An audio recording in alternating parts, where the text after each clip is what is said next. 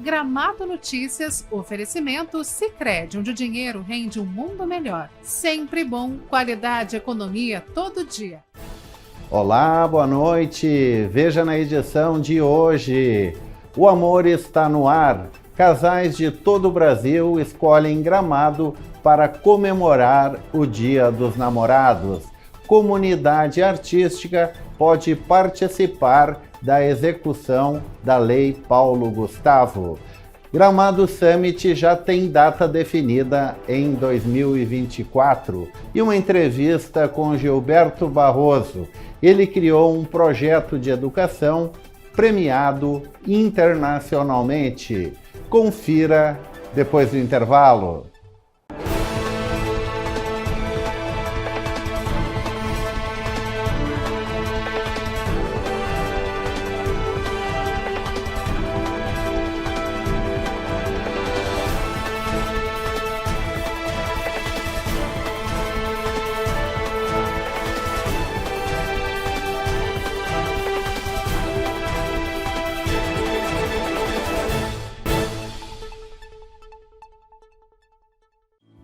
Estar junto é uma das melhores coisas da vida. Juntos para brincar, para apoiar, para amar e até para não fazer nada. Hoje, comemoramos 120 anos estando juntos. Somos a primeira instituição financeira cooperativa da América Latina, porque existimos por você e para você. Sicredi Pioneira, 120 anos. Juntos construímos comunidades melhores. Qualidade e economia você encontra no Sempre Bom. Venha até a Avenida das Hortênsias, no bairro Avenida Central, e se surpreenda com as nossas ofertas. Descubra o Sempre Bom. Qualidade e economia todo dia.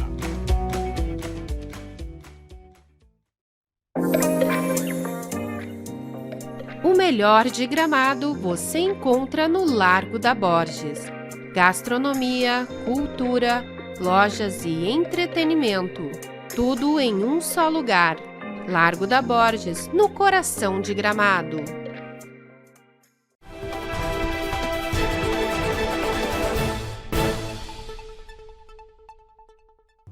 O amor está no ar. Casais de todo o Brasil escolhem Gramado para comemorar o Dia dos Namorados. Gramado se vestiu de vermelho nesta segunda-feira para comemorar o Dia dos Namorados. As comemorações iniciaram já no domingo, com a Cupida no Largo da Borges. Dezenas de casais estiveram no local, registrando fotos e interagindo com a personagem. Nesta segunda, um dos pontos mais visitados da cidade estava decorado de acordo com a data. Corações, rosas, aquecedores, vinho, uma boa gastronomia e as temperaturas baixas deixaram um clima aconchegante e romântico. Casais de várias cidades do Brasil escolheram Gramado para celebrar o momento. Epitácio e Carminha vieram de João Pessoa, na Paraíba, para renovar os votos. Viemos comemorar o Dia do Namorado em Gramado. Aproveitar o clima, um clima frio, agradável, propício para namorar. Então, diante disso, nós viemos para aproveitar esses momentos. E qual vai ser a programação de hoje? Hoje vai ser um jantar, só nós dois, logicamente, e depois, só Deus que sabe. No entanto, estamos aproveitando 43 anos de casados e juntamos o útil ao agradável. Em frente à Igreja São Pedro, encontramos a Giovana e o Bruno. O casal viajou de São Paulo para cá para festejar a data, pois viram em Gramado um ambiente perfeito para a comemoração. Nós escolhemos o Gramado por conta do histórico, da cidade, que é muito chamativo, uma cidade bem romântica, na minha opinião, muito famosa, principalmente no Dia dos Namorados. E a programação para hoje é o sangali, comer um fundi, nada melhor, esquentar.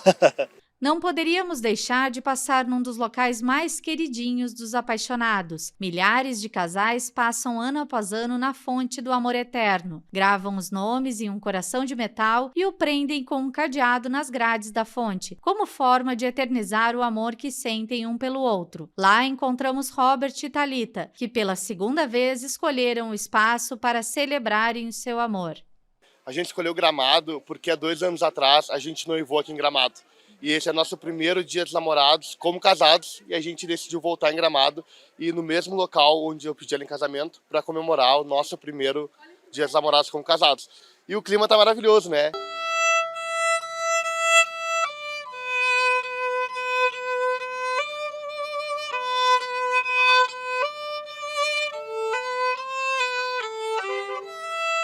Comunidade artística pode participar da execução da Lei Paulo Gustavo. Gramado receberá mais de 300 mil do governo federal através da Lei Paulo Gustavo, que tem como principal objetivo auxiliar na recuperação do setor cultural após as perdas acumuladas durante a pandemia de Covid-19. A partir desta segunda-feira, a comunidade artística e cultural de Gramado pode auxiliar na aplicação e execução da lei. Gramado Summit já tem data definida em 2024. De 10 a 12 de abril de 2024, a Gramado Summit promete realizar mais uma vez o Festival do Futuro, discutindo temas relevantes. São esperados cerca de 500 palestrantes, 7 trilhas de conteúdo, 700 empresas expositoras e 15 mil visitantes de todo o Brasil e de outros países. Temas ligados à tecnologia, inteligência artificial, comunicação, vendas, entre outros, serão abordados durante o evento. O evento já tem alguns nomes confirmados como Marcos Piangers, Papaya Pop, Verônica Oliveira, Faxina Boa e Geraldo Rufino. Confira agora como fica o tempo amanhã em Gramado e região.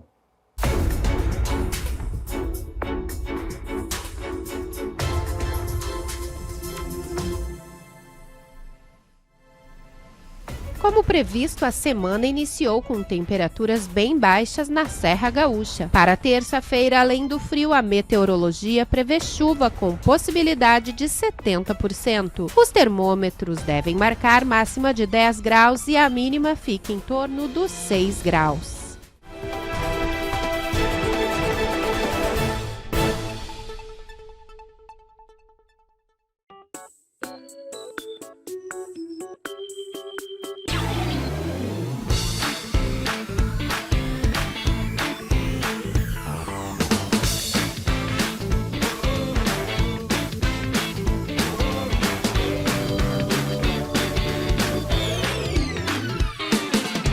Não pare no tempo. Deixe as filas de pedágio para trás. RecPay Tag para pedágio. Baixe o app e peça a sua.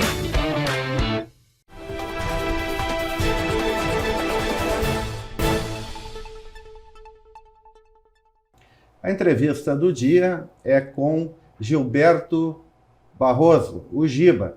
Ele é criador da empresa De Criança para Criança, uma empresa que ganhou prêmios na Finlândia por ser inovadora na área de educação. E ele está passando por Gramado, participando de um evento, e a gente trouxe aqui para o programa. Prazer, então, no programa, Giba. O prazer é todo meu, um abraço aos ouvintes, aos telespectadores, é um prazer estar aqui com vocês. Como surgiu a ideia de ir para um projeto de educação?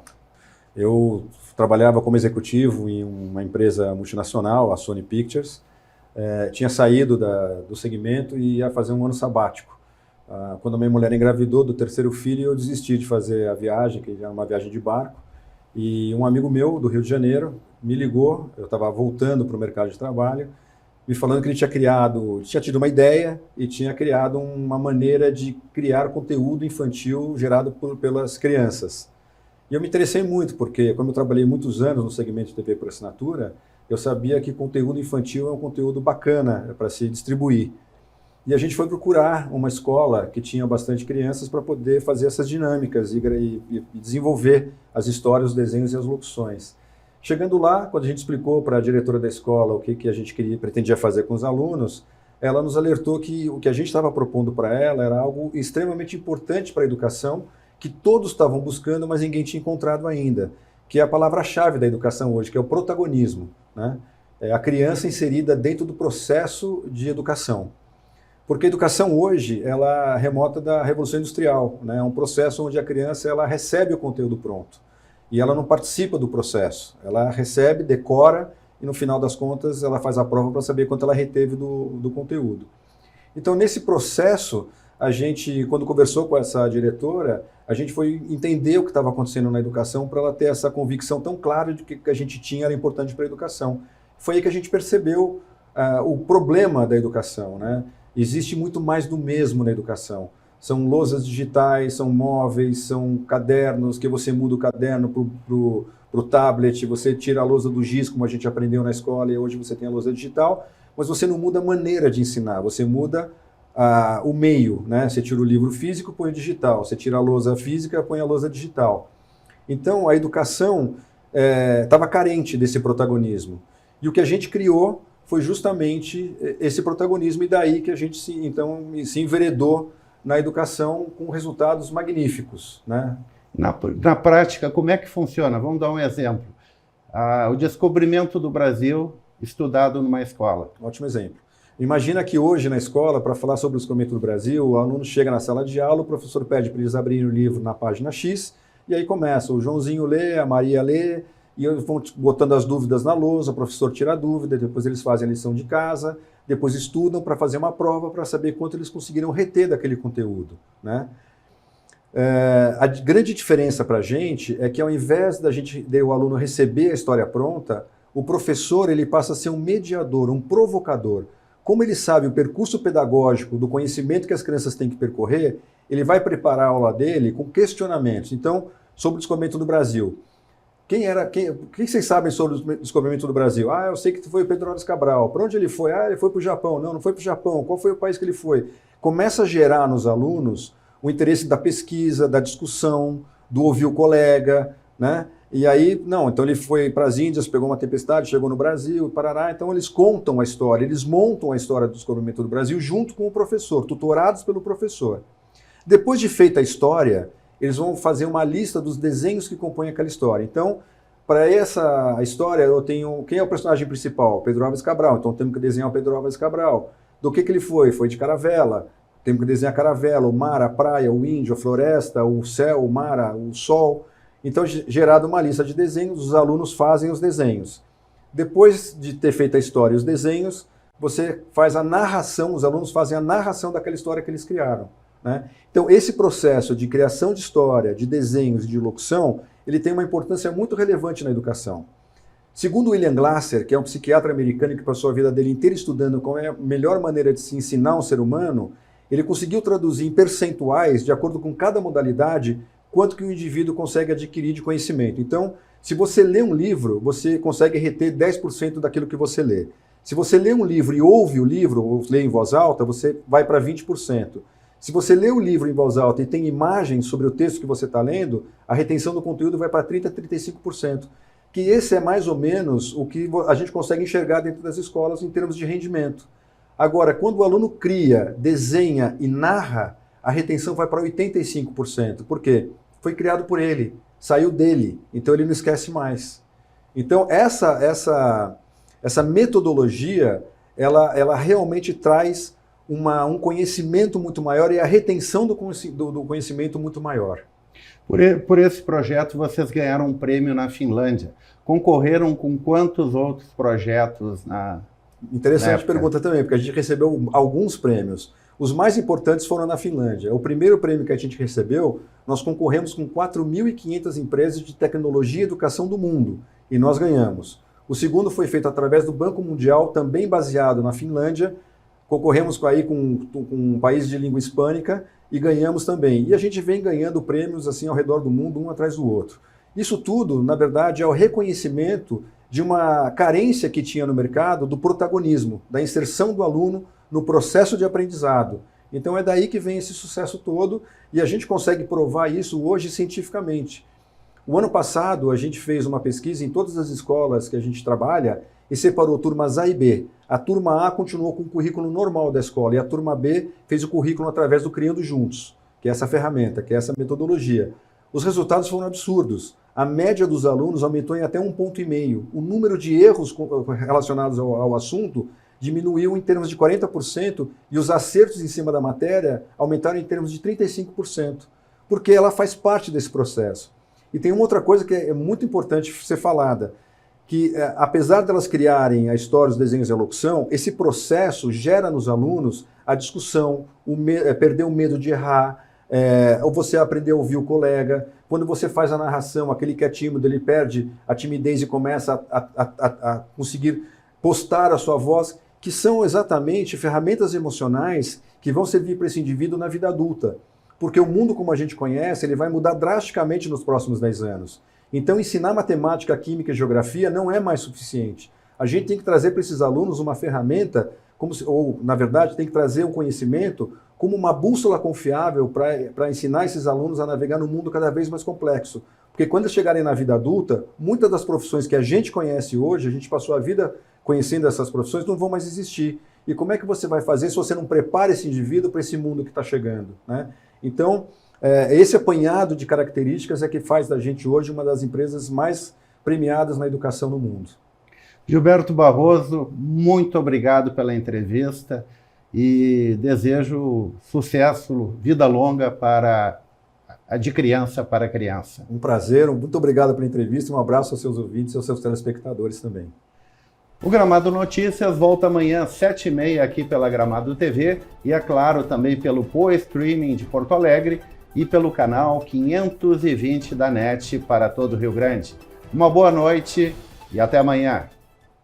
Gramado Notícias, oferecimento Sicredi, onde o dinheiro rende um mundo melhor. Sempre bom, qualidade, economia todo dia.